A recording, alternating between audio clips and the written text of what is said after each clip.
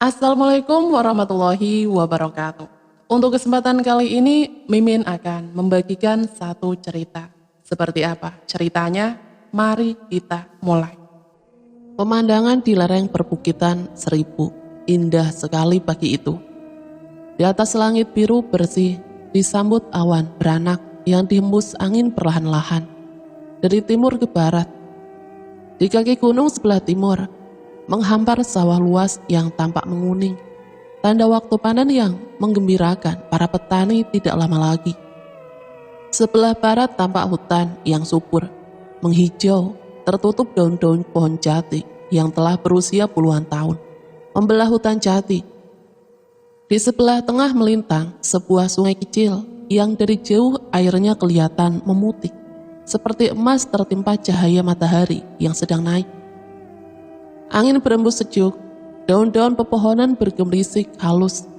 Kicau burung terdengar di kejauhan, lalu lenyap, sunyi.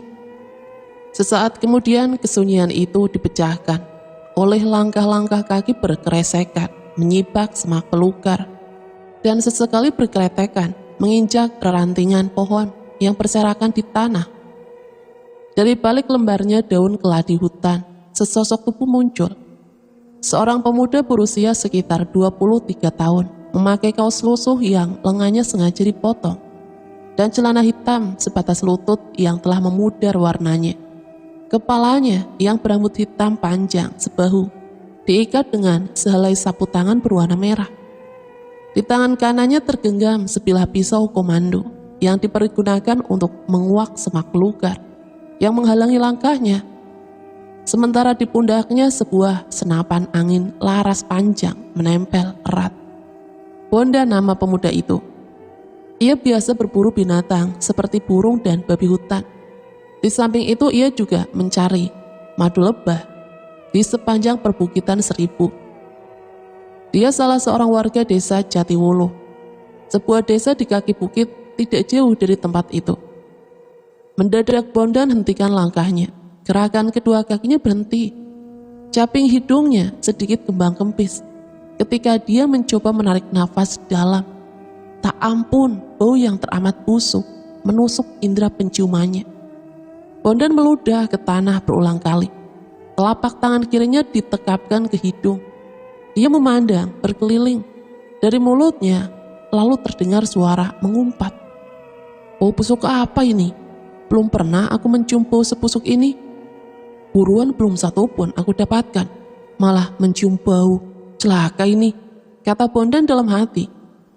Selama dia keluar masuk, berburu di hutan, baru kali ini ditemukan bau busuk yang sangat menusuk. Dia yakin itu bukan bau busuk binatang yang telah mati, tetapi seperti bau, sudah. Rupanya pemuda ini membuang jauh-jauh prasangka buruknya itu. Dia memandang lagi berkeliling, tapi tetap saja tidak melihat benda lain selain kerapatan pohon-pohon jati dan semak belukar. Sesaat dia mendongak, perasaan yang didorong oleh penciuman memberitahu kepadanya bahwa bau busuk itu datang dari arah kanan. Hanya bau busuk sialan, apakah aku harus menyelidiki? Pemuda itu berpikir sambil menggaruk kepala yang tiba-tiba saja terasa gatal. Akhirnya dia memutuskan untuk melakukan penyelidikan. Dengan tangan kanan yang memegang pisau komando dan tangan kiri dia menyibak semak belukar lebat. Dia melangkah menuju arah kanan dari mana datangnya sumber bau busuk yang dahsyat itu. Sambil melangkah dia menutup jalan penciuman agar bau busuk itu tidak membuatnya muntah. Ternyata semakin jauh dia melangkah ke arah kanan, semakin senter bau busuk menyebar. Mata Bondan yang tajam melihat ada beberapa bagian semak belukar di kiri kanan, dan di sebelah depannya yang tersibak benda sebelumnya. Ada seseorang, atau mungkin juga binatang yang melewati tempat itu. Agar lebih mudah bergerak, Bondan mengikuti bekas bagian-bagian semak belukar yang telah menguak. Bekas yang telah dirambah orang itu akhirnya membawanya sampai pada suatu tempat yang penuh ditumbuhi keladi hutan. Di antara pohon-pohon keladi hutan berdaun lebar itu, Bondan melihat sebuah buntalan besar, kain putih yang penuh dengan noda-noda merah kecoklatan. Sepasang mata Bondan memandang tak berkedip pada buntalan kain putih itu, seolah-olah berusaha menembus dan menguasai apa yang ada dalam buntalan kain penuh dengan noda-noda merah kecoklatan itu. Nafasnya mulai sesak karena sudah terlalu lama menutup jalan penciuman dengan telapak tangan kiri. Matanya terus menatap buntalan kain yang nyangkut di antara batang-batang keladi hutan. Kain putih bernoda, bercak-bercak merah kecoklatan. Bercak darah kecoklatan itu seperti darah yang mengering. Desis Bondan. Itu hampir pasti adalah bercak darah yang mulai mengering. Dan buntalan itu, itulah bau busuk yang kucium. Entah mengapa saat itu tiba-tiba saja Bondan merasakan bulu kuduknya menjadi dingin dan bulu tengkuknya mendadak ikut merinding. Sepasang kakinya terasa berat ketika dilangkahkan mendekati buntalan putih yang tersangkut di antara batang-batang keladi hutan yang besar-besar itu. Bondan maju terus sambil bergerak, kedua matanya tak bisa lepas dari buntalan kain putih. Kira-kira hanya tinggal 6 langkah lagi dari pohon-pohon keladi. Tiba-tiba buntalan kain putih merosot jatuh ke bawah. Satu sosok kaki putih tapi penuh lumuran darah mencuat dari balik buntalan. Bondan keluarkan seruan tertahan. Kedua kakinya seperti dipaku ke tanah, sedang sepasang matanya membelalak. Seluruh badannya gemetar hebat. Kaki manusia. Desis Bondan tercekik dan tubuhnya bergetar. Jari-jari tangan kanannya berkali-kali mengusap tengkuk berulang kali. Tengkuk Bondan menjadi dingin. Setelah mengusap tengkuknya beberapa kali, Bondan akhirnya mampu menekan rasa takut yang mempengaruhi dirinya, lalu kembali melangkah mendekati buntalan kain putih bernoda darah. Berada di depan bungkusan kain putih yang basah oleh darah yang menyembolkan kaki putih mulus. Sesaat pemuda itu tertegun memandanginya. Aku sangat yakin pasti ini kaki perempuan, bisik Bondan dalam hati. Bondan beberapa saat hanya berdiri, tercekat, tidak melakukan apapun juga. Lalu akhirnya pemuda ini melangkah juga dan ulurkan kedua tangan. Tangan itu gemetaran, tak kalah membuka bungkusan kain putih penuh darah. Ketika bungkusan itu terbuka, apa yang menjadi isinya sungguh mengerikan untuk dipandang.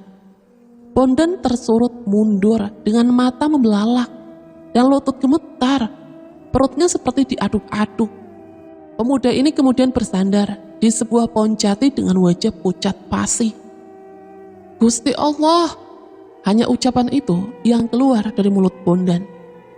Di atas kain putih itu bertumpukan potongan-potongan tubuh manusia, berkelimang darah mengerikan. Potongan kaki kanan sebatas lutut ke bawah, saling tumpah tindih, dengan potongan kaki kiri yang dipotong hanya tinggal sebagian lutut, sampai ke pangkal paha. Lalu ada bagian perut sebatas pinggang. Lalu potongan sepasang tangan serta bagian dada. Terakhir sekali, potongan kepala, rambut panjang. Potongan kepala inilah yang paling mengerikan, karena jelas tampak bekas dicincang, hingga hancur dan sulit dikenali. Kedua telinga kanan kiri tanggal. Pada jari tengah tangan kiri tampak melingkar sebuah cincin emas berbentuk ular yang sebagian tertutup oleh darah yang telah menggumpal merah kehitaman. Keseluruhan potongan-potongan tubuh itu berjumlah 11 potongan. Potongan-potongan tubuh itu adalah tubuh seorang perempuan berkulit putih. Tidak selembar benang pun menutupi potongan mayat itu. Karena telah membusuk, dapat dipastikan mayat sengaja dibuang di tempat itu lebih dari 1 hari lalu. Bondan merasakan tenggorokannya kering dan lidahnya keluh. Perempuan malang, siapa yang melakukan hal sekejam ini? Desis Bondan dengan suara bergetar. Bondan cepat-cepat membungkus potongan-potongan mayat itu dengan kain putih kembali. Saat itulah dia melihat sebuah benda berbentuk bulat, berwarna keputihan terjepit di bagian salah satu potongan paha. Ketika diperhatikan, benda itu ternyata adalah sebuah giwang terbuat dari emas bertahtakan berlian. Aku yakin mayat perempuan ini pastilah anak orang kaya. Setidaknya dia atau orang tuanya dari keluarga berada. Kalau dia dirampok lalu dibunuh, sungguh tidak mungkin. Gelang anting dan cincin emasnya masih utuh. Tidak ada satupun yang dicuri. Ini peristiwa pembunuhan yang harus diusut. Aku harus melaporkan hal ini kepada pihak yang berwajib. Bondan bergegas meninggalkan tempat itu. Tubuhnya segera lenyap di balik rimbunan daun keladi hutan yang tumbuh subur di sekitar tempat itu. Cuaca mendung gerimis ketika 2 mobil polisi, lalu 1 buah mobil ambulan dan 2 kendaraan dinas Pemda setempat berhenti di kaki perbukitan 1000 bagian selatan. Bondan duduk tertegun di atas rumput beralaskan 2 lembar kertas koran. Di hadapannya banyak orang berkumpul di sebuah tanah lapang yang tidak begitu luas. Selain beberapa orang yang ia kenal karena masih warga desa Jatiwulu, beberapa orang lagi dari desa sebelah. Semua kelihatan dalam wajah-wajah mencekam, ketegangan. Pintu belakang mobil ambulan terbuka. Seorang petugas terlihat membawa kantong besar berwarna kuning dengan tanda palang merah tepat di tengah-tengahnya. Petugas ini terlibat pembicaraan dengan 3 orang anggota polisi. Tak lama kemudian orang-orang itu membuka bagasi mobil. Tidak lama kemudian mereka telah siap membawa perlengkapan. Semuanya siap bergerak di atas bukit. Seorang anggota polisi yang membawa handy tol, gagah, masih muda, berpangkat sersan, mendekati Bondan. Pemuda warga desa Jatiwulu ini segera berdiri lalu berjalan menyongsong si polisi muda yang mengenakan jaket kulit berwarna hitam itu. "Selamat sore."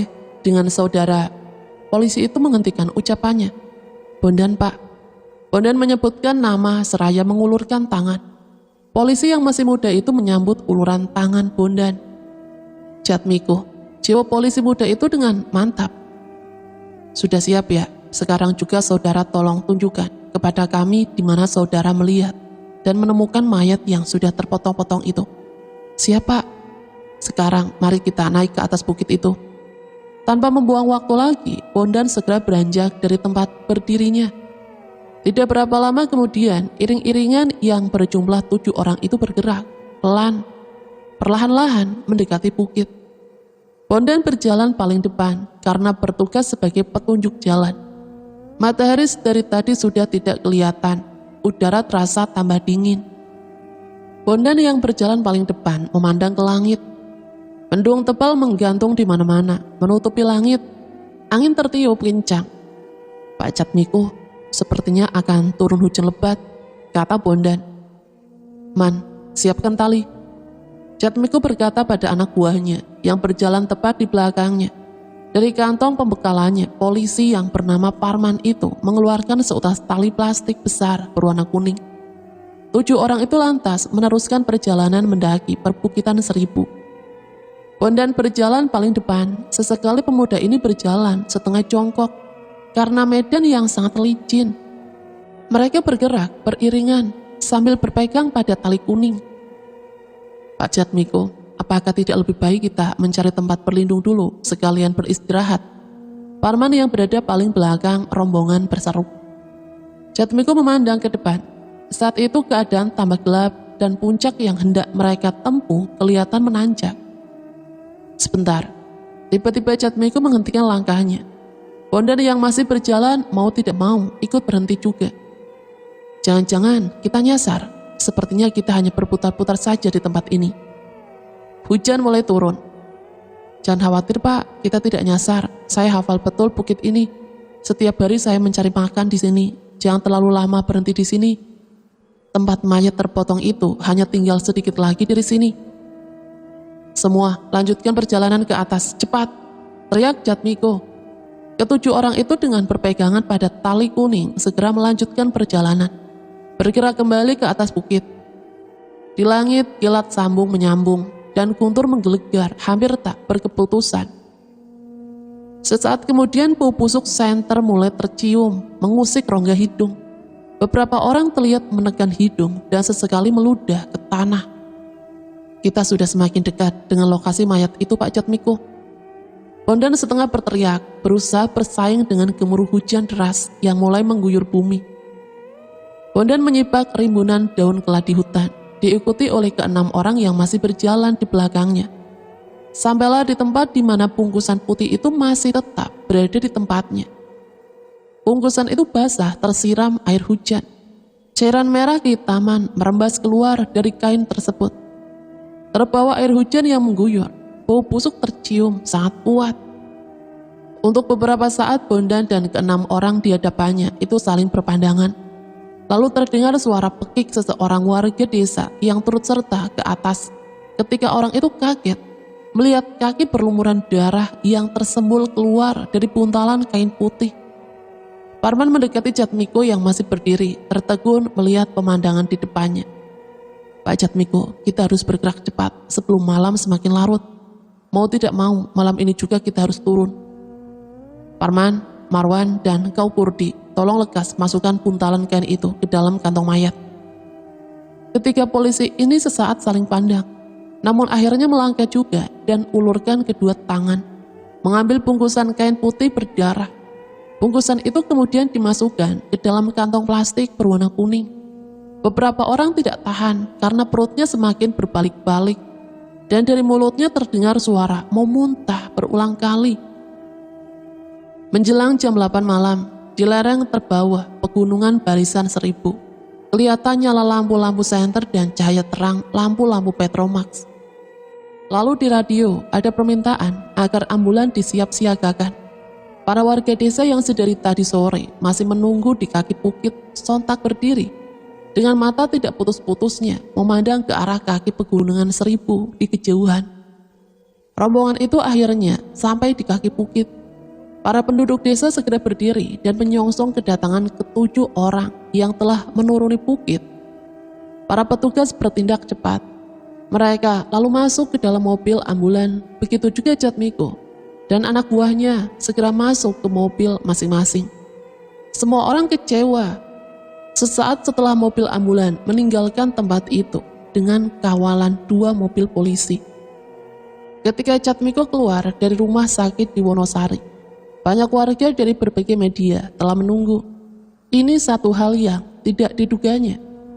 Sersan ini mengulurkan lengan kiri jaket hitamnya. Jam di pergelangan tangannya menunjukkan pukul 11:25 malam. Wawancara. Sudah larut malam, ini semua peristiwa biasa. Buat apa wawancara segala? Jatmiko menolak secara halus. Mayat perempuan yang meninggal itu katanya sedang hamil dan mati dengan cara yang menyedihkan. Apakah pembunuhannya sudah bisa diidentifikasi, Pak? Tanya seorang wartawati berambut pendek sebau berkacamata minus yang lumayan tebal. Belum, tim forensik sedang bekerja malam ini. Kemungkinan besok sudah bisa disimpulkan, jawab Jatmiko. Saya sudah sangat capek, harus segera kembali ke Karangmojo untuk membuat laporan. Kalau capek jangan jalan dulu Pak, istirahat sebentar di kantin sana. Kopi tubruk paling asik malam-malam begini. Yang bicara sambil tersenyum adalah seorang wartawan bertubuh pendek gemuk, berjaket kulit dan pakai topi pet di balik. Dia mewakili sebuah tabloid kriminal dan di antara rekan-rekan wartawan dia dikenal dengan panggilan Gonteng. Nama itu cocok dengan keadaan dirinya yang gemuk dan pendek, dengan kepala besar, botak, licin, yang selalu disembunyikan di balik topi pet. Kamu ini pinter ngomong. Kalau nggak pinter ngomong, namanya bukan wartawan Pak. Jadi kita ke kantin sana Pak, kata Gonteng. Cukup sampai di sini saja ya. Besok pagi kalau sudah ada perkembangan, tentu pertanyaan kalian semua akan saya jawab secara gamblang. Wartawan tabloid kriminal yang kondang dengan nama Gonteng itu bersandar di pintu Opel Blazer berwarna hitam itu. Membuka topi pet lalu mengusap-usap kepala botaknya yang keringatan. Sepasang matanya masih memandang ke arah lenyapnya cahaya lampu belakang kendaraan yang dikemudikan oleh Jatmiko. Sersan itu hanya wawancara sebentar saja, capek. Gonteng menggerutu dalam hati, lalu dia pakai topinya kembali dan segera masuk ke dalam Opel Blazer hitam yang terparkir di depan rumah sakit. Orang yang duduk di belakang kemudi mobil Mercy mewah berwarna hijau itu memarkirkan kendaraan di bawah pohon randu besar yang tumbuh menjulang di tepi sebuah desa.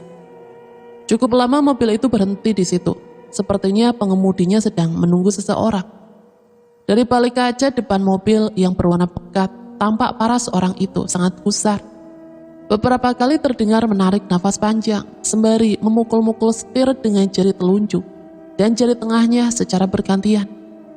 Sementara langit sore tampak lebih cepat gelapnya karena mendung.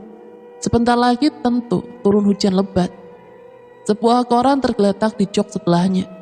Headline berita itu, mayat perempuan ditemukan terpotong di puncak bukit Barisan Seribu. Sialan, mana mereka itu?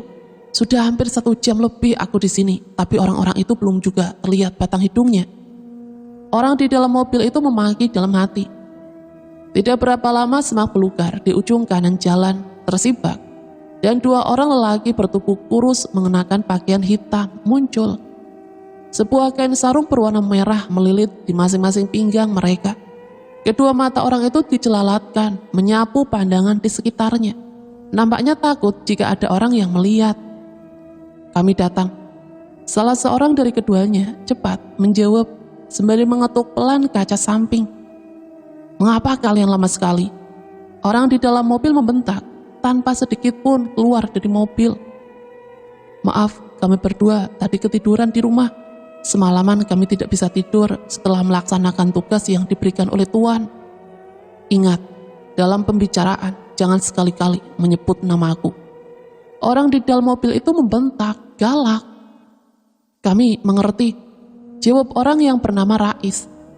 Orang di dalam mobil membuka jendela sedikit, lalu melemparkan sebuah amplop coklat yang berisi uang. Amplop itu jatuh di atas tanah. Rais segera mengambil amplop tebal itu. Itu uang terakhir yang kalian bisa bagi 2. Setelah ini, kalian berdua harus tinggalkan daerah sekitar sini. Dan jangan berani kembali. Sekarang katakan, ada apa kalian meminta untuk bertemu? Rais menarik nafas panjang, wajahnya menegang. Sejak 1 minggu lalu, ada 2 orang polisi muncul di beberapa tempat. Mereka menanyakan apakah ada gadis hilang atau diculik di daerah ini. Lalu mereka juga memperlihatkan sebuah cincin emas berukiran kepala ular. Astaga, cincin itu, kata si orang di dalam mobil hampir berteriak. Jadi cincin itu tidak sempat kalian amankan? Celaka, benar-benar celaka. Kenapa kalian bekerja begitu sembrono? Mohon maaf, kami tidak memikirkan sejauh itu. Lagi pula saat itu ada orang datang hendak menemui dokter itu. Kami berkemas cepat-cepat dan pergi. Ingat satu lagi, masalah ini tidak boleh sampai bocor. Kalau ternyata bocor, kalian berdua yang akan aku cari lalu aku bunuh. Soal kepercayaan dan kesetiaan kami tidak perlu diragukan. Yang kami khawatirkan justru dokter itu. Orang di dalam mobil jadi terkesiap mendengar kata-kata Rais. Ucapannya mungkin ada benarnya, katanya dalam hati. Lalu dia mengeluarkan sebuah amplop lagi dan melemparkannya keluar mobil. Ambil dan pergi, bereskan dokter itu. Dan jangan pernah kembali lagi ke desa ini, pergi jauh-jauh. Terima kasih, ucap Rais sambil menyambut amplop yang dilemparkan, lalu dia memberi isyarat pada kawannya. Kedua orang itu segera menyeruak di balik semak belukar dan lenyap. Di atas hutan, langit semakin mendung. Gelegari guntur terdengar di kejauhan, disambut oleh terlapnya kilat. Si orang di dalam mobil segera putar kendaraannya dan dengan cepat tinggalkan tepi desa itu. Istriku, kata Parmin pada istrinya yang duduk terbatuk-batuk di kursi besar di ruang tengah kediaman mereka, yang terletak di bagian selatan, jauh dari desa Jatiwulu. Sudah hampir seminggu anak kita Galuh belum juga kembali dari Jogja. Apakah aku perlu menyuruh orang untuk menjemputnya? Sulastri, sang istri terbatuk-batuk beberapa kali, lalu membuang dahaknya ke sebuah kaleng bekas susu. Sudah sejak 2 tahun ini, perempuan itu menderita batuk seperti itu. Berbagai obat telah diminumnya, berbagai dokter di kota dan mantri puskesmas coba mengobatinya, tetapi sia-sia saja. Badan perempuan yang dulu segar, montok, itu berangsur-angsur menjadi kurus. Dalam waktu 2 tahun tubuhnya boleh dikatakan hanya tinggal kulit pembalut tulang. Wajahnya pucat. Galuh adalah anak satu-satunya kedua suami istri itu. Parmin Kimpoy dengan Sulastri dalam usia yang agak lanjut, yaitu 45 tahun. Sedang sang istri yang pada waktu itu adalah seorang janda berusia 43 tahun dan mempunyai seorang anak perempuan dari suaminya yang terdahulu.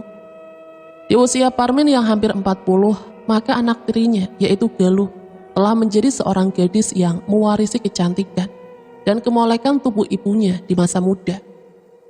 Jika anak kita membatalkan pulang ke Wonosari liburan semester ini, mungkin dia mengambil semester pendek. Kau ingat keinginan anak kita itu, ingin cepat-cepat lulus dan bekerja di kejaksaan. Sebaiknya kita tidak usah mengganggu dan memanggilnya pulang. Tapi terus terang saja, sejak 1 minggu ini aku terus teringat padanya. Bahkan sampai memimpikan anak itu. Aku khawatir terjadi sesuatu dengan anak kita itu. Ada baiknya Bapak telepon ke Jogja, tanyakan pada Kang Daim bagaimana keadaan Galuh di sana. Iya, kalau begitu akan segera saya telepon Kang Baim. Kuharap kau jangan terlalu khawatir dan berpikir yang jelek, Lastri. Parmin mengelus pundak istrinya.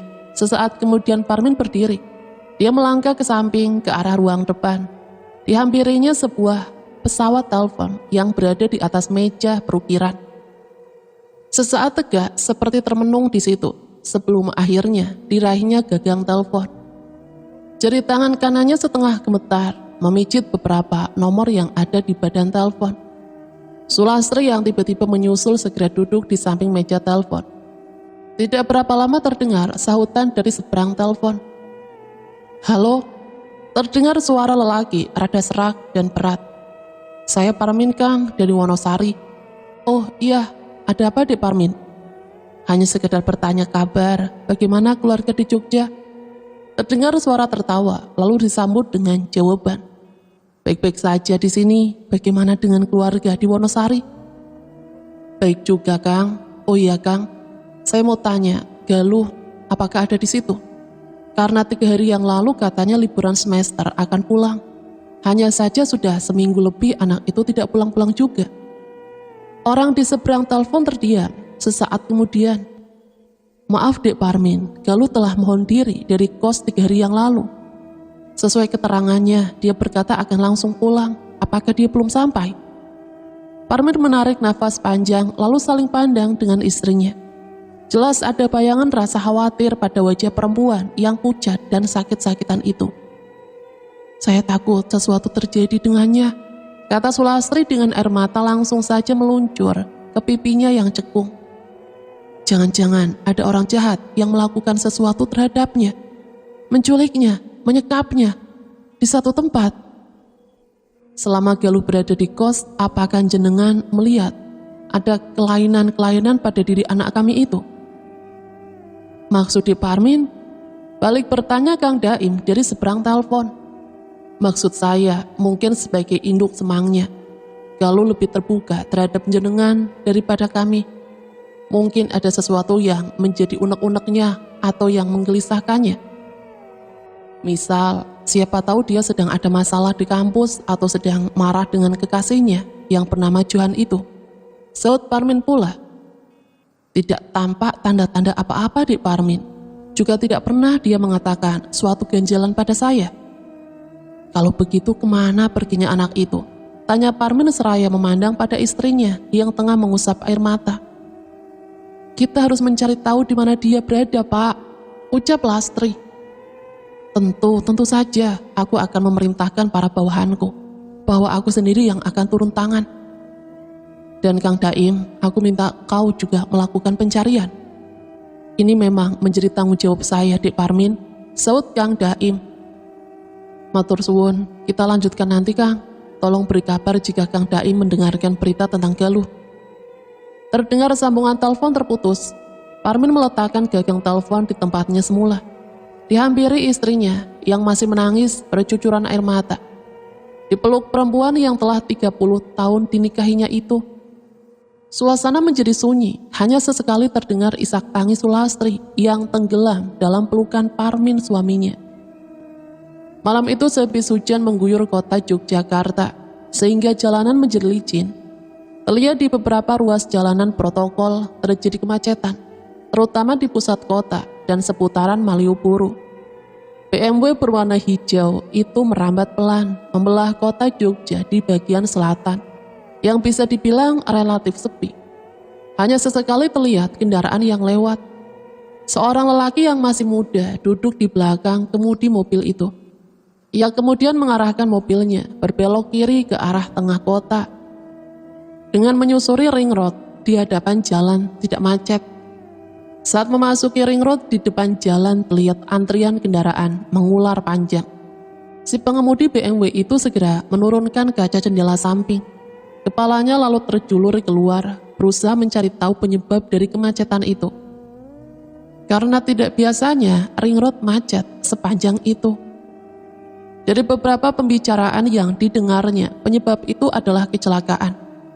Seorang lelaki berusia sekitar 40 tahun dikerumuni beberapa orang dan petugas dari jasa marga. Lelaki itulah si sopir taksi. Tak ada luka di badan sopir itu, hanya bajunya sedikit lusuh dan kotor. Hanya saja dari sorot matanya bisa diketahui lelaki itu masih tegang dan syok atas kejadian yang baru saja dialaminya. Berapa jumlah penumpang yang Bapak bawa tadi? Seorang petugas yang berbadan tinggi namun agak tambun bertanya pada sopir itu. Tangan kirinya memegang notes, sementara tangan kanan memegang sebuah pulpen. Sembari bertanya, sesekali terlihat petugas itu mencatat di notes yang dibawanya. Cuma satu, seorang perempuan muda, mungkin mahasiswi. Arah tujuannya kurang jelas. Tadi dia hanya menyuruh saya mengarah ke hotel Ambarukmo, tapi kalau bisa mutar lewat Taman Sari. Kata perempuan itu ada urusan sedikit di tempat itu. Bapak sama sekali tidak melihat penumpang itu turun dari taksi. Tidak, malahan saya tadi melihat jelas. Perempuan tadi seperti terpental keluar dari taksi. Samar-samar saya juga mendengar jeritan ketakutan perempuan itu. Petugas jasa marga menyahut. Tapi di sini tidak ada apa-apa, Pak.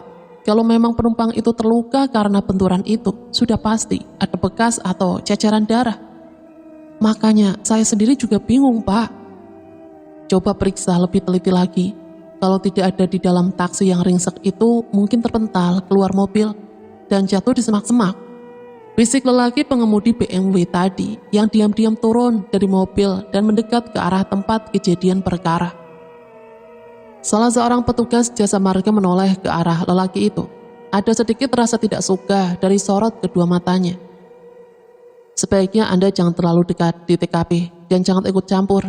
Kami para petugas yang akan bekerja sesuai prosedur. Lelaki itu hanya tersenyum, lalu dia mengambil sesuatu dari balik jaket hitamnya. Sebuah lencana berwarna kuning keemasan tergenggam di tangannya. Tiba-tiba paras wajahnya petugas itu berubah. Maaf Pak, saya tidak tahu kalau Bapak petugas dari kepolisian. Lelaki itu hanya tersenyum, tangannya diulurkan ke arah petugas jasa marga itu. Jatmiko, Narji. Petugas jasa marga menjawab sembari menyambut uluran tangan lelaki tadi, yang ternyata Jatmiko. Polisi berpangkat sersan ini rupanya sedang cuti dan menikmati liburan di Jogja. Setelah di Jogja, Jatmiko juga berencana mengunjungi Sasongko, sahabat lamanya di Muntilan. Sudah hampir 2 tahun Jatmiko tidak bertemu dengan pemuda dari desa Sambirejo itu. Semenjak kasus pembunuhan yang terjadi di desa Sambirejo. Petugas jasa marga itu segera mengiringi langkah kaki Jatmiko ke bangkai taksi yang sudah ringsek akibat ditabrak mobil box dengan kecepatan tinggi. Menurut saksi mata yang melihat kejadian itu sangat mengerikan. Pertama, taksi itu oleng hebat karena bannya tiba-tiba pecah. Hampir saja menabrak pembatas jalan kalau saja sopir itu tidak terampil mengendalikan taksi. Sopir taksi keluar dari dalam mobil membuka bagasi, memasang segitiga pengaman, lalu bersiap-siap mengganti ban. Satu penumpangnya tetap tinggal di dalam, tepatnya duduk di jok belakang.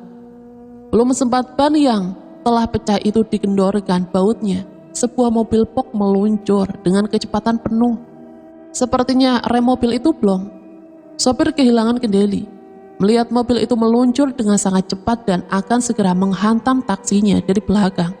Sopir itu segera menghindar ke samping. Ia sempat berteriak menyuruh si penumpang keluar dari mobil. Tapi suaranya terkabur dalam benturan keras akibat dari mobil box menabrak dari belakang. Mobil ringsek seketika. Sopir mobil box terluka parah. Tulang dadanya remuk, terbentur setir kemudi, dan sudah berhasil dilarikan ke rumah sakit. Namun perempuan yang menjadi penumpang taksi itu tidak ada di dalam reruntuhan bangkai taksi. Jangankan sobekan kainnya, setetes darah pun tidak ditemukan dalam bangkai taksi itu. Jatmiko kembali menuju ke arah sopir taksi yang masih duduk di trotoar. Polisi muda itu duduk di samping sopir taksi ini. Bapak masih ingat ciri-ciri penumpang tadi? Masih, jawab sopir taksi sambil sesekali menghela nafas dan mengusap wajah dengan telapak tangan kanan, mengurangi ketegangan yang masih tersisa di hatinya. Selain cantik, dia berambut panjang, tubuhnya tinggi, langsing. Usianya masih muda, mungkin masih 20-an tahun. Saya tadi mendapatkan penumpang itu di depan perempatan dekat Brimob Gondowulung sana. Jatmiko manggut-manggut. Apalagi yang Bapak ingat tentang perempuan itu? Ya, cuma itu saja sih Pak. Jatmiko menghela nafas panjang. Ia mengeluarkan bungkusan rokok dari saku jaket hitamnya, menyodorkan ke depan sopir itu. Sejenak sopir itu ragu-ragu, akan tetapi akhirnya diambil sebatang. Dan Jatmiko menyulurkan korek api pada rokok yang telah menempel di sela-sela bibir si sopir. Setelah itu Jatmiko melakukan hal yang sama dan membuang asap rokok. Asap putih itu membumbung dan berpendar di terpa angin. Oh iya, di sini koreksi sebentar ya. Tadi sepertinya ada yang salah ucap. Jadi Pak Parmin itu usianya dulu itu 45 tahun, sedangkan sang istri yang pada waktu itu adalah seorang janda berusia 43 tahun dan mempunyai seorang anak perempuan dari suaminya yang terdahulu. Di usia Parmin yang hampir 60 tahun, maka anak tirinya yaitu Galuh telah menjadi seorang gadis yang mewarisi kecantikan dan kemolekan tubuh ibunya di masa muda. Parmin dan Sulastri telah berumah tangga selama 20 tahun lebih, sampai si Galuh menjadi anak gadis. Kita lanjut ke cerita tadi ya. Bulan tampak murung, sisa hujan meninggalkan uap basah. Udara malam menjadi sangat dingin, tak kalah mobil BMW berwarna hijau itu memasuki area parkir sebuah restoran di kawasan Malioboro. Waktu itu jam sudah menunjukkan pukul 9:15. Tidak jadi soal untuk Jatmiko, karena yang terpenting ia bisa bertemu dengan sahabat lamanya, Edwin Aldrin, yang sekarang telah menjadi seorang arsitek yang hebat dan diakui sampai ke luar negeri. Edwin adalah satu-satunya sahabat yang memanggil namanya dengan sebutan Miko. Berbeda dengan kawan-kawan lain, alasannya Miko itu nama panggilan yang keren. Begitu janda Edwin semasa di sekolah dahulu. Seorang lelaki yang masih muda duduk di pojok ruangan restoran ternama di bilangan Malioboro. Lelaki itu memakai setelan kemeja berwarna ungu, rambutnya yang rapi, klimis, tersisir ke belakang. Jatmiko melirik ke arah arloji yang melingkar di pergelangan tangan kanannya. Tidak masalah terlambat 15 menit dari waktu yang tadi siang dijanjikan. Kakinya menaiki tangga yang tidak terlalu tinggi, tak kala ia telah sampai di lantai atas. Matanya langsung tertuju ke arah seorang lelaki muda seusianya yang tengah duduk sembari menikmati rokok yang terselip di sela-sela bibirnya. Lelaki muda itu sontak mematikan rokoknya ke dalam asbak dan bangun dari kursi, lalu menyambut Jatmiko dengan uluran tangan. Hai Mik, apa kabar? Tumben kau tidak tepat waktu. Edwin tersenyum lalu mempersilahkan temannya itu duduk. Jatmiko menarik satu kursi, lalu menghempaskan pantatnya di sofa empuk berwarna merah itu. Lama berbasa-basi, akhirnya Jatmiko berbicara. Mik, sebenarnya aku juga ingin minta tolong ke kamu. Paras Edwin mendadak berubah serius. Arsitek itu melirihkan ucapannya. Aku sedang ada sedikit masalah ini, aku harap kau bisa sedikit membantuku. Masalah apa, Ed? Jangan masalah melanggar hukum ya. Kalau soal satu itu, aku tidak bisa membantu. Bukan itu. Edwin menggelengkan kepalanya. Aku itu sedang ada proyek pembangunan di kawasan Bantul, di kaki Gunung Kelir. Lantas, 2 hari yang lalu anak buahku yang sedang melakukan pengerukan dan menimbunkan di area itu menemukan peti berwarna hitam dari kayu. Setelah dibuka, ada mayat seorang perempuan masih muda dan sangat cantik. Dan ajaibnya, mayat itu masih sangat utuh, seperti orang yang sedang tertidur di dalam peti. Jatmiko membetulkan letak duduknya. Waktu itu aku segera menyuruh kepada anak buahku untuk menguburkannya kembali ke pemakaman yang telah kami sediakan. Tapi tengah malam aku mendapat kabar bahwa jenazah dalam peti itu hilang, raib entah kemana. Jarwo, supir mobil proyek itu, ditemukan tinggal tulang belulang di dalam mobil itu. Bekas pakaiannya masih utuh, ada di situ bersama seonggok tulang belulang yang mengepulkan asap. Jatmiko menggaruk kepalanya yang tiba-tiba terasa gatal. Pembicaraan kedua sahabat lama itu terhenti sejenak, tak kala pelayan tadi kembali dengan membawa minuman pesanan.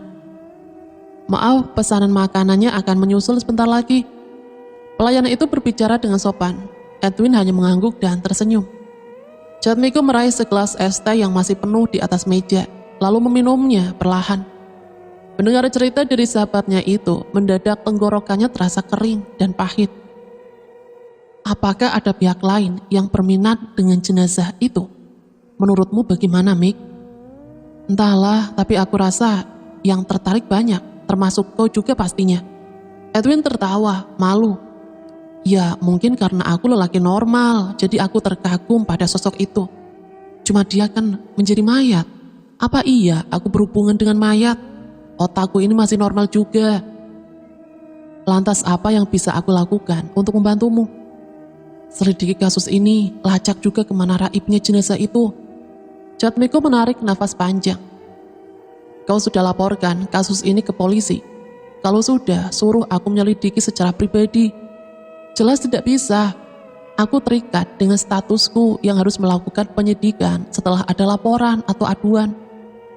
Tapi begini, Mik, kemarin setelah kasus ini ada beberapa polisi yang datang dan menyelidiki. Hanya saja, maaf, aku kurang percaya dengan mereka untuk kasus yang bisa dibilang terlalu aneh dan tidak jelas seperti ini. Aku tahu kau seorang polisi yang hebat. Beberapa kali aku baca di koran, ada beberapa kasus besar yang berhasil kau ungkap.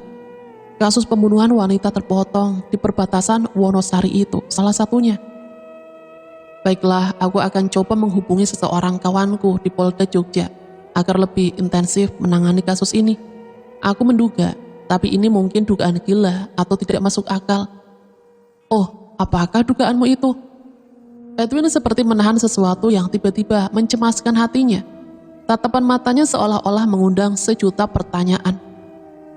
Kau curiga mayat dalam peti itu sekarang masih gentayangan hidup di luaran sana untuk mencari mangsa?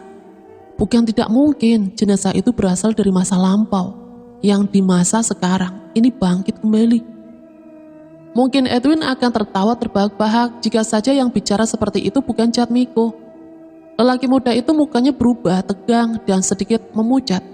Pada saat itulah ponsel Nokia yang menempel di ikat pinggang sebelah kanan berbunyi. Sebentar, Mik, atasanku telepon. Edwin segera beranjak dari tempat itu lalu berdiri di balkon resto yang menghadap ke arah jalan Malioboro. Cahaya lampu berkelap-kelip bercampur baur dari cahaya lampu. Toko-toko dan kendaraan yang masih berlalu lalang mendapati ruas jalan yang memang bisa dibilang tidak pernah sepi sepanjang hari. Tidak berapa lama Edwin kembali ke arah mejanya semula.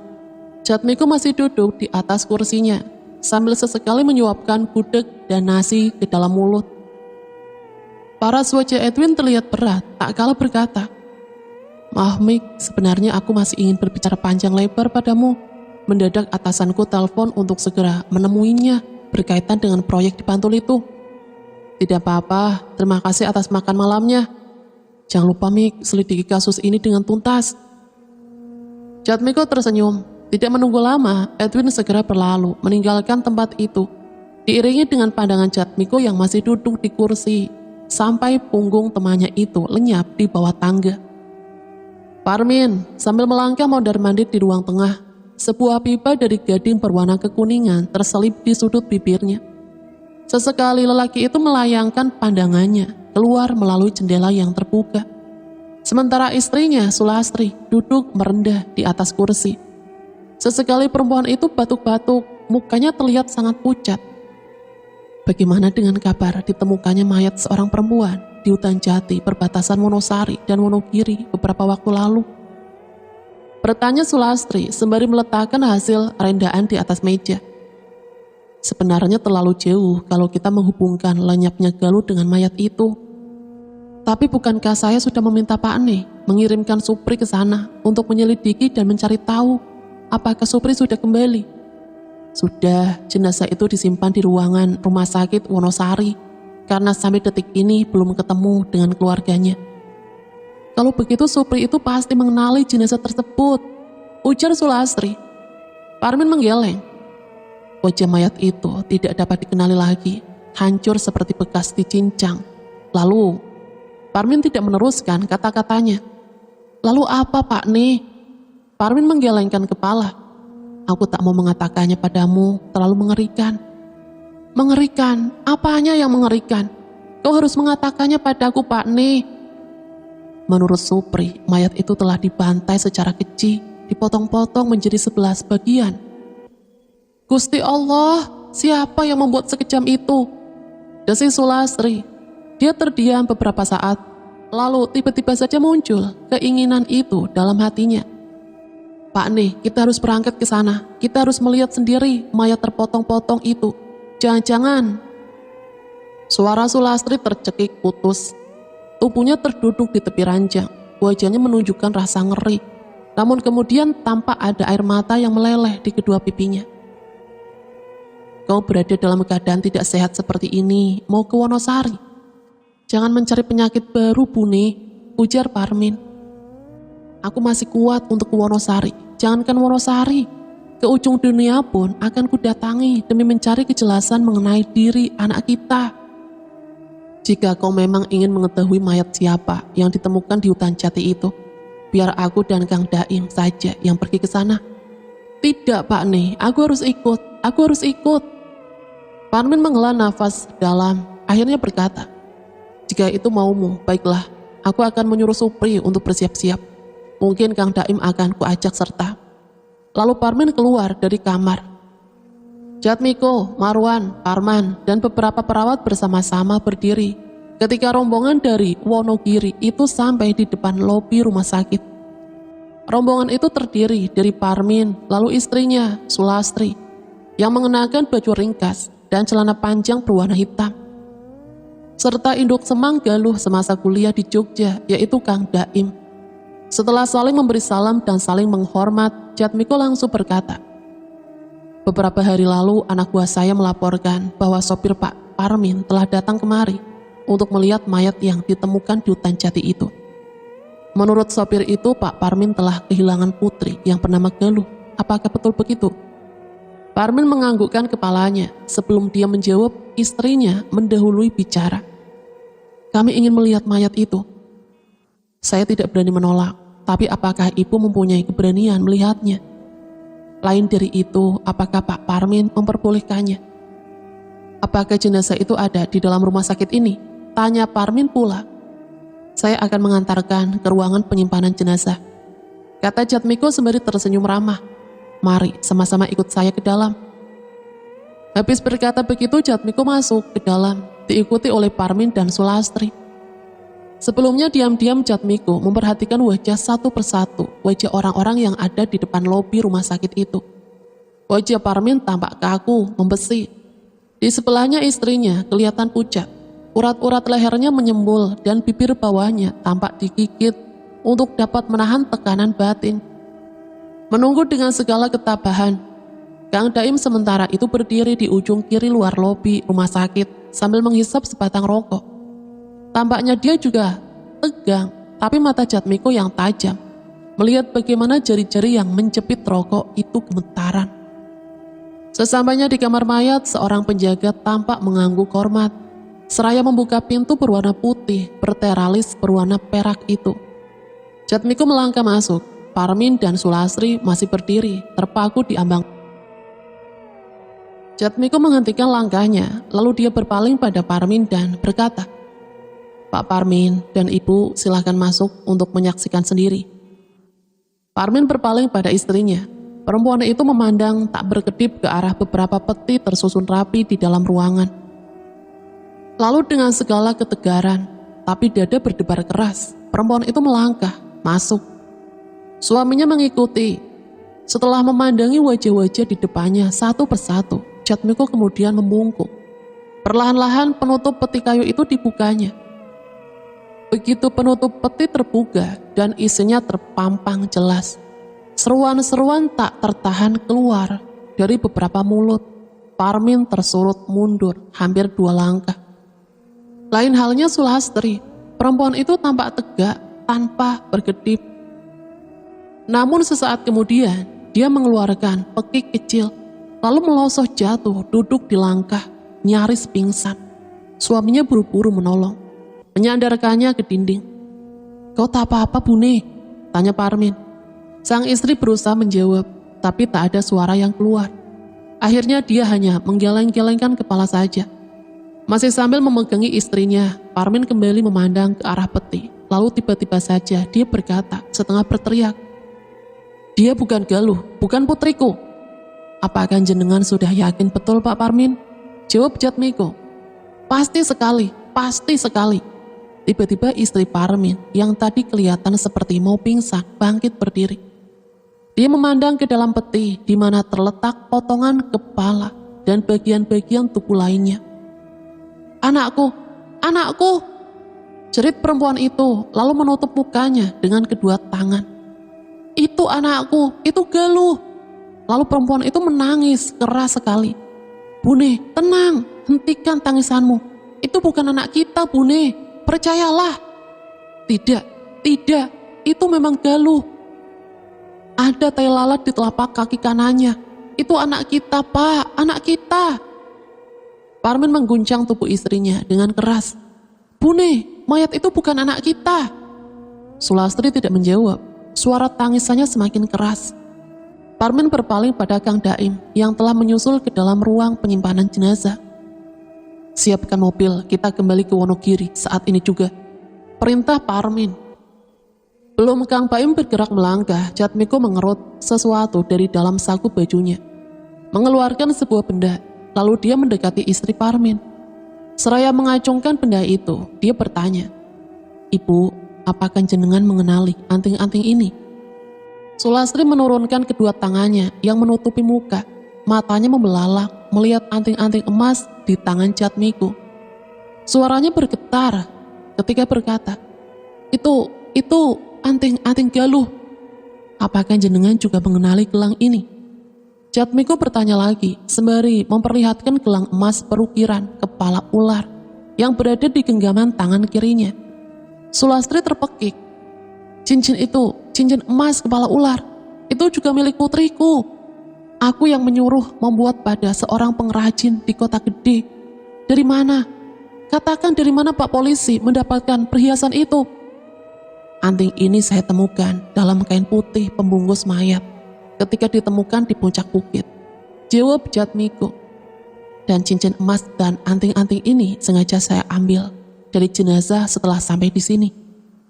"Kalau begitu jelas sudah, jenazah dalam peti itu adalah jenazah putri Pak Parmin dan Ibu." Tidak mungkin itu anakku," teriak Parmin. Tubuhnya terhuyung, nanar, lalu tersandar di tembok. Jatmiko berpaling pada Kang Daim, lalu berkata, "Sebaiknya segera dipersiapkan peti untuk membawa jenazah ini ke Wonogiri, lalu menguburkannya." Lalu pada Parmin, orang tua itu berkata sambil memegang bahunya, "Dek Parmin, kau harus tabah menghadapi kenyataan kehilangan putrimu secara mengenaskan seperti ini." Parmin menganggukkan kepala. "Walau Galuh hanya anak tiriku, tapi aku sudah menganggapnya sebagai anak sendiri. Apalagi aku memang tidak punya anak yang lain. Ya Tuhan, jika itu memang jasad anakku, memang sebaiknya harus cepat-cepat dibawa ke Wonogiri dan diurus pemakamannya. Ada satu hal lain yang perlu saya beritahukan pada jenengan, Pak Parmin," kata Jatmiko perlahan hampir berbisik, tapi masih sempat terdengar oleh Sulastri. "Putrimu itu meninggal dalam keadaan hamil antara 4 sampai 5 bulan. Apa? Putriku hamil.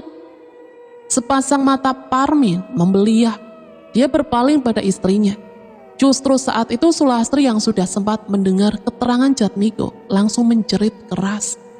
Dan untuk kedua kalinya tubuhnya lunglai. Kali ini dia benar-benar pingsan, tersungkur di lantai. Beberapa orang perawat segera menghampiri, lalu menggotongnya dan membaringkan di atas kursi panjang di luar ruangan. Tidak bisa, tidak, pasti dia, pemuda keparat itu, teriak Parmin tiba-tiba, seraya mengepalkan tinju kanannya. Dia menghamili Galuh, lalu membunuh putriku. Dia sendiri melenyapkan diri, entah kemana. Kamu tak akan bisa lari jauh. Kemanapun kau pergi akan ku cari, akan ku bunuh, ku cincang tubuhmu sampai lumat. Pemuda jahanam, terkutuk kau Johan. Parmin berteriak-teriak, kalap. Parasnya memerah dan membesi, amarahnya meluap. Tubuh lelaki tua itu lalu terduduk berlutut di lantai. Air mata membasahi kedua pipinya yang telah keriput dimakan usia. Semua yang terlihat hanya bisa terdiam dan menundukkan wajahnya dalam-dalam.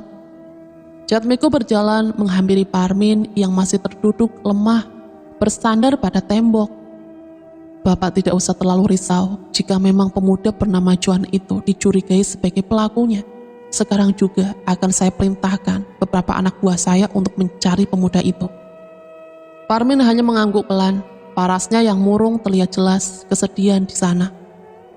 Malam sangat gelap, pekat menghitam, membungkus tempat di mana orang-orang itu mengadakan pertemuan, hingga wajah keduanya sulit dikenali. Sebuah mobil Mercy mewah berwarna hijau terparkir tepat di depan kedua orang itu. Si pengemudi tidak sedikit pun turun, masih tepat berada di dalam mobil. Jendela depan samping kiri sengaja dibuka sedikit agar suara si pengemudi Mercy bisa terdengar sampai keluar. Ada hal mendesak hingga kau meminta pertemuan ini. Pengemudi Mercy bertanya dengan suara berat. Dokter itu tidak ada di tempat kediamannya. Menurut tetangga-tetangganya, dia menghilang begitu saja setelah ada seorang menjemputnya. Berarti saat lenyapnya hampir bersamaan dengan menghilangnya pemuda bernama Johan itu. Lelaki di dalam mobil mengusap mukanya berulang kali. Ada keringat dingin membasahi wajahnya. Aku juga khawatir pada dua orang itu, Rais, Sobran. Sekarang cari lagi kedua orang itu dengan teliti. Tempo hari kalian berdua, aku perintahkan untuk segera membereskan kedua orang itu. Tapi kalian malah gagal. Celakanya, dua orang itu menghilang seperti ditelan bumi. Satu lagi tugas kalian, membereskan polisi itu, juga gagal. Suara orang di dalam mobil terdengar gusar dengan nada yang meninggi. Rais dan Sobran hanya menundukkan wajahnya. Aku tidak mau melihat kegagalan itu lagi. Tempo hari, aku berharap urusan ini segera beres. Kalian meninggalkan desa ini sejauh-jauhnya dan memulai hidup baru dengan rumah dan harta yang telah aku persiapkan untuk kalian berdua. Jika kalian masih menginginkan hal itu, perintahku harus kau lakukan dengan sebaik-baiknya. Kalau tidak, nasibmu pun akan masuk dalam daftar hitamku. Jangan lupa kau ikut terlibat banyak dalam urusanku ini. Saya mengerti, kalau begitu izinkan kami pergi sekarang. Jika kalian ingin bicara lagi, jangan di luaran seperti ini. Kalian bisa datang ke rumah. Tidak perlu bersembunyi-sembunyi. Justru jika ada yang melihat, bisa tambah tidak beres urusan ini. Pohon dan semak belukar ini sekarang telah memiliki mata dan telinga. Kalian mengerti? Kami mengerti.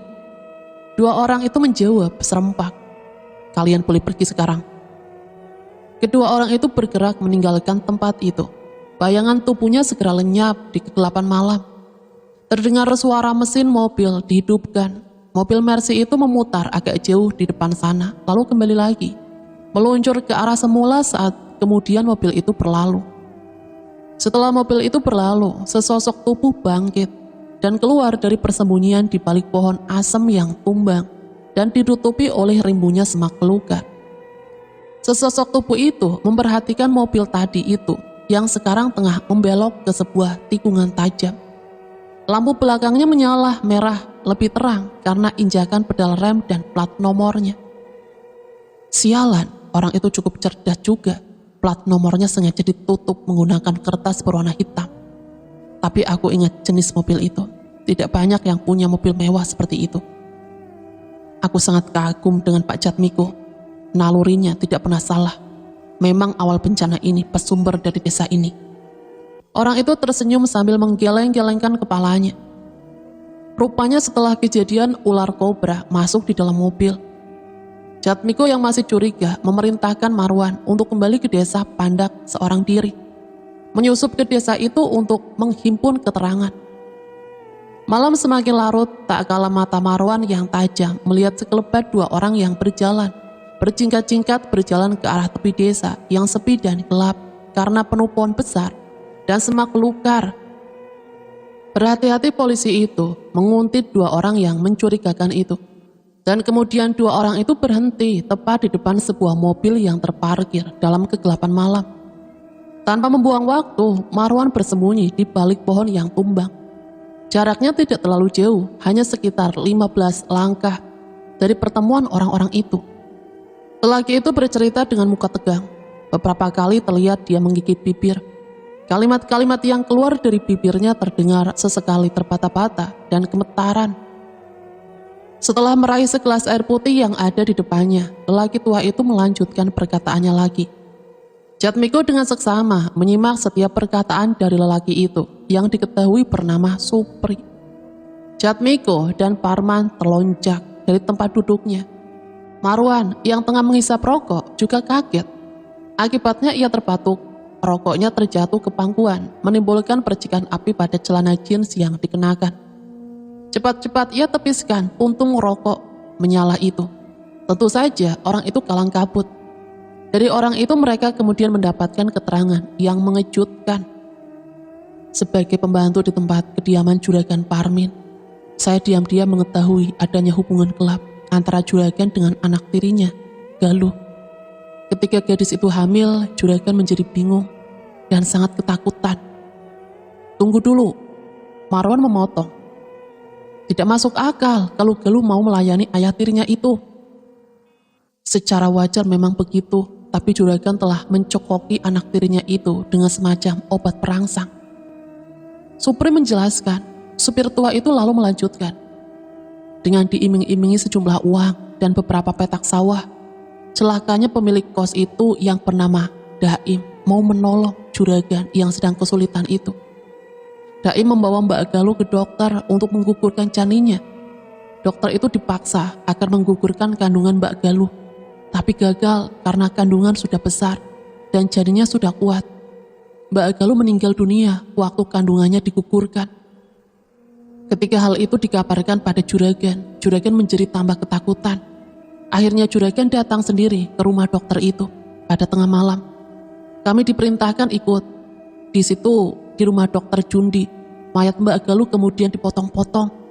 Sampai di situ Supri menghentikan ucapannya.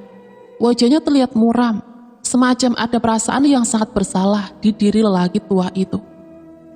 Siapa yang melakukannya? Tanya Jatmiko. Kang Daim juga Juragan Parmin, saut Supri. Manusia-manusia biadab. Desis Jatmiko geram, tangan kanannya mengepal, gemas. Lalu apa yang terjadi selanjutnya? Potongan-potongan mayat Mbak Galuh dibuntal dalam sebuah kain putih. Terlebih dahulu Juragan mencacah wajah mayat hingga tak mungkin lagi dikenali. Saya kemudian diperintahkan menggotong mayat dalam buntalan bersama Daim dan dua orang lagi. Saya tidak tahu namanya. Mayat itu kemudian dibawa dan dibuang di perbukitan 1000 di tengah hutan jati sebelah selatan. Setahu kami, Galuh mempunyai seorang kekasih bernama Johan. Tapi pemuda itu lenyap hampir bersamaan dengan ditemukannya mayat di puncak hutan jati itu. Jatmiko bertanya sembari meraih cangkir berisi kopi susu yang tersaji di hadapannya. Juga dokter bernama Jundi itu lenyap dari rumahnya. Apakah Johan tidak mengetahui kalau kekasihnya hamil? Mas Johan memang tidak mengetahui kehamilan itu. Dia seorang pemuda polos dan sopan. Dan dia bukan lenyapkan diri, tapi sengaja bersembunyi demi keselamatannya. Orang-orang suruhan Juragan Parmin berkali-kali hendak membunuhnya secara gelap. Dia lalu bersembunyi di satu tempat. Dokter itu ikut bersembunyi bersamanya karena memang Mas Johan yang menjemputnya malam-malam. Mereka merencanakan untuk melapor pada pihak berwajib, tapi tidak berani keluar dari tempat persembunyian karena orang-orang juragan ada di mana-mana. Kalian tahu di mana tempat persembunyian Johan dan Dr. Jundi itu? Tanya Jatmiko. Supri mengangguk. Kalau begitu, malam ini juga tolong antarkan kami ke sana, ujar Jatmiko lagi.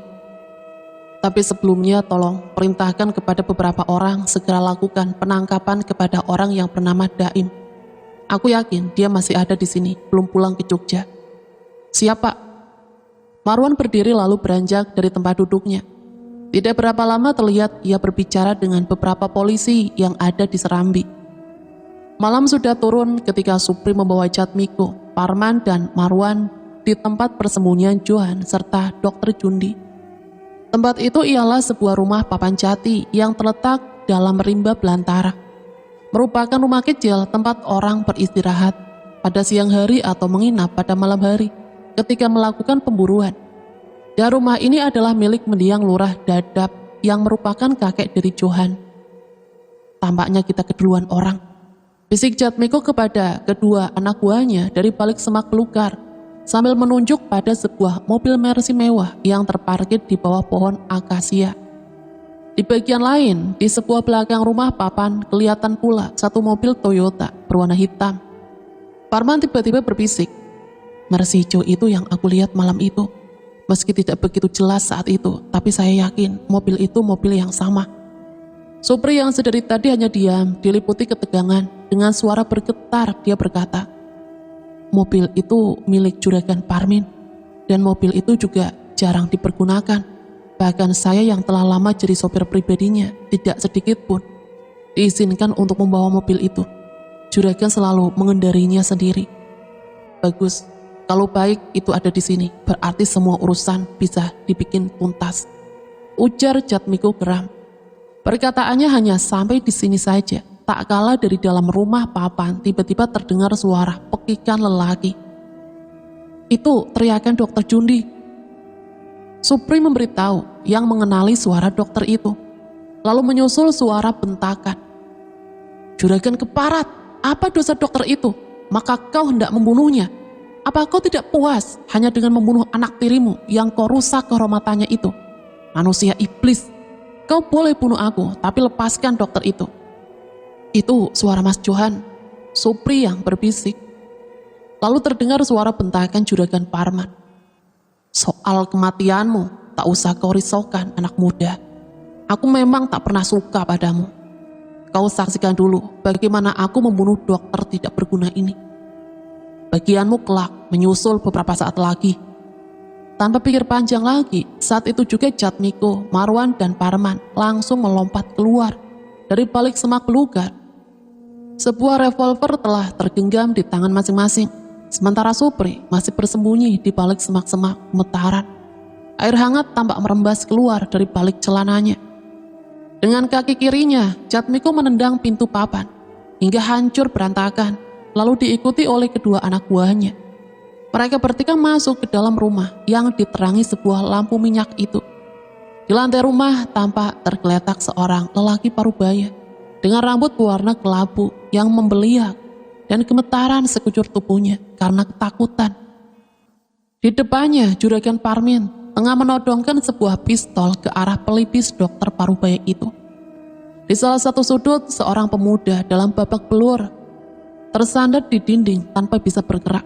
Di sampingnya, dua orang berwajah kasar, berpakaian hitam sekali, menjejakkan kakinya ke arah tubuh pemuda itu. Dialah Johan, kekasih Galuh. Juragan, hentikan semua ini, menyerahlah. Kau harus mempertanggungjawabkan semua perbuatanmu. Yang berteriak adalah Parman. Lelaki itu langsung menyerbu Parmin. Kedua tangannya berkelebat ke arah pergelangan tangan sang juragan.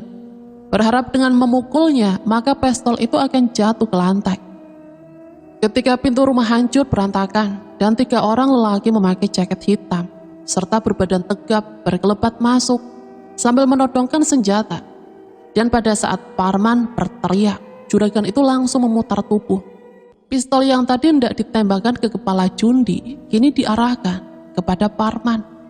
Satu letusan bergema. Sebagai seorang polisi yang bisa dibilang memiliki pengalaman yang banyak, segera saja Parman membuang dirinya ke samping. Timah panas itu hanya berjarak setengah jengkal dari batok kelapanya. Timah itu menembus guci besar dari tanah liat yang ada di pojok ruangan. Guci itu hancur berkeping-keping, berserakan di lantai.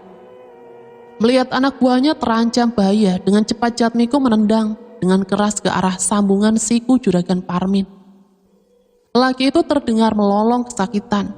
Pistol terlepas dari genggaman tangannya, sikunya patah. Dia tersandar di dinding dengan nafas memburu. Menahan rasa sakit di sambungan sikunya yang terasa sakit dan nyeri luar biasa. Mengetahui ada 3 polisi dengan senjata di tangan, 2 orang berwajah kasar itu nyalinya langsung lumer. Serta-merta mereka berusaha melarikan diri dengan cara melompati jendela samping yang terbuka. Baru saja langkah 2, letusan senjata terdengar memecah kesunyian. Disusul suara orang kesakitan, lalu 2 orang itu rebah ambruk ke lantai, mengeram kesakitan. 1 peluru bersarang tepat di betis masing-masing kedua orang itu. Juragan Parmin rupanya masih ingin mengadakan perlawanan. Laki tua itu berdiri sembari menahan sakit. Diraihnya balok kayu yang tadi sempat dipakai untuk menghajar Johan dengan tangan kiri. Dia berusaha memukulkan balok kayu itu ke arah kepala Marwan yang berdiri tidak jauh dari tempatnya. Mengetahui balok kayu terayun deras ke arah kepalanya, dengan mudah anak buah Jatmiko itu menghindar sembari memukul lengan Juragan Parmin dan merampas balok kayu sebesar lengan orang dewasa itu. Jatmiko sempat melirik ke arah 2 orang lelaki yang masih terkapar merintih-rintih di lantai. Darah mengucur deras dari kaki kedua orang itu, membasahi kaki dan beberapa berceceran ke lantai. Menggenang merah, sejenak ia tertegun. Aku ingat 2 orang ini yang beberapa kali aku lihat di warung makan itu. Aku juga yakin ular kobra itu piaraan mereka berdua. Sersan itu kemudian melanjutkan langkahnya menghampiri Juragan Parmin.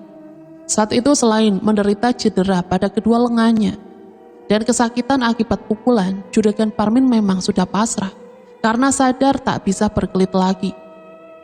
Aku pasrah menerima segala hukuman, katanya dengan suara serak.